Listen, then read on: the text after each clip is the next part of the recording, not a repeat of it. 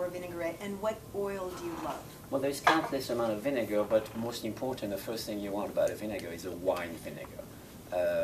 Distilled vinegar is used very little in the kitchen and is more of a cleaning product than a food item. And apple cider vinegar too? Apple cider is fine. Oh, okay. It's fine, but limited in some of the uses. But so you want a wine or a champagne? Red wine vinegar, white or red. Okay. Of course, all the way to balsamic vinegar, which could be also sometimes too sweet, and they can be cut with other vinegar. But what I really want to talk about is actually the composition of a salad, and maybe just the basic four taste sensations: sweet, salty, bitter, and sour. And this is what, if we can manage to make just about every dish and incorporate all those four taste sensations in it, we'd have something close to bliss, actually, and something wonderful. I agree. And the salad that I'm doing here, all I have is, again, a little bit of red wine vinegar, a good extra virgin olive oil, okay. And then I'm going to add into it a little bit, so we have the acidity in the vinegar.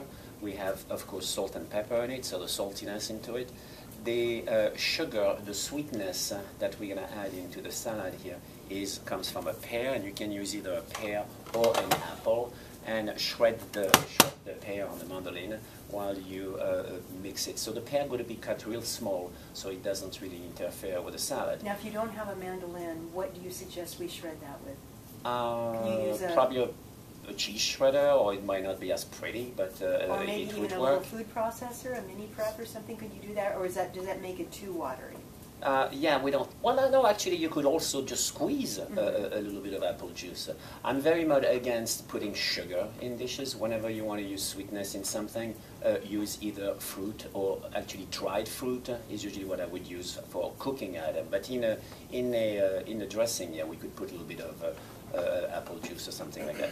But I'm also using for texture some walnuts that were caramelized with sugar and a little bit of cayenne pepper. Can you give us a quick tip on caramelizing walnuts? Do you do it with butter or do you do it with just sugar? No, just sugar and water. Okay. And, what kind of sugar? Just plain regular sugar. And if you put a little bit of sugar in a pot with a little water, I add a pinch of cayenne for kick here for the nut. And just when a you drop cook, of water, right? Just a teeny tiny. No, actually, just about the same amount. So you do like what is Really? called a simple syrup. Right. And if you were to cook it down by itself, it probably would turn to a caramel. But That's as soon as problem. I'm not using enough water. no, but as soon as you put the nuts in it, then the sugar will, instead of getting to the caramel stage, the sugar will crystallize, and you see the nuts then are all coated. Each nut is coated with sugar, and pretty much like one of those candied peanuts with sugar, except I did those with walnuts, and it has a little cayenne into it. Okay. And Pascal, just to go back to the sweet for a second, do you ever use honey, or do you just prefer? Yes, honey, agave nectar, also a wonderful item to use in food.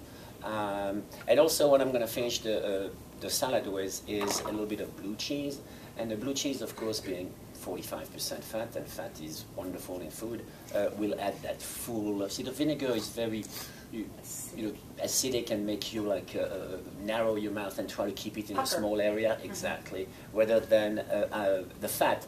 The best example is ice cream. Just fills the mouth completely and gives that wonderful feeling. And this you don't have vinegar ice cream very often. No. No. No, that wouldn't work too well. No. But I love the fact that you've incorporated the sweet, the salty, the savory, the sour. Right. And again, tell us the parts. It's 1 part vinegar. 1 part vinegar, 2 to 3 part oil, a good quality extra virgin olive oil, a pinch of salt, pepper. I also put a touch of garlic and a touch of shallot in this. How are you preparing the garlic? I actually grated it with a microplane, real fine, so nobody really chews on a big chunk of garlic and leaves the table later on remembering the dressing. You should eat it at that moment and be done with it. Okay, and how much garlic? Probably like a quarter of a clove shredded, and again it depends how much you're cooking for.